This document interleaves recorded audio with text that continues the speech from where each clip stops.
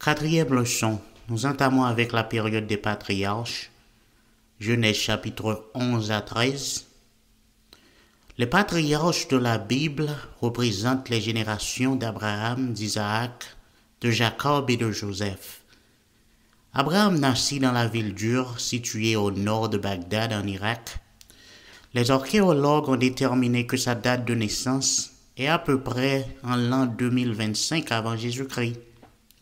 Abraham ne savait même pas que Dieu existait. Son père Téra d'ailleurs adorait d'autres dieux. Un jour, l'Éternel apparut à Abraham et réclama qu'il abandonne son pays, tout en lui promettant d'établir une grande nation dont il serait le fondateur. Tu seras une source de bénédiction. Je bénirai tous ceux qui te béniront, et je punirai tous ceux qui te puniront, ajouta le Seigneur notre Dieu. Abraham, sans plus tarder, saisit sa femme et son fils Lot. Tous partirent vers le pays de Canaan. Arrivé à Canaan, il dressa des tentes à l'est d'une ville appelée Béthel. Il construisit un autel consacré à l'Éternel. Après quelques années, une grande famine frappa le pays de Canaan. La richesse de l'Égypte était incontestée à l'époque à cause de la rivière du Nil. Abraham décida de partir pour l'Égypte. Il ordonna à sa femme Sarah de ne point dévoiler aux Égyptiens qu'elle était son épouse, mais plutôt sa sœur. Pharaon, le roi d'Égypte, aimait bien Sarah, et Abraham obtenu la faveur du roi à cause de sa femme.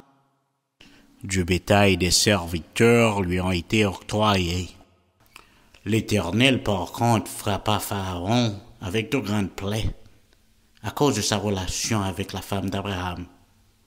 Pharaon a dû donc renvoyer Abraham dans son pays pour éviter d'être puni par Dieu. Abraham regagna le pays de Canaan.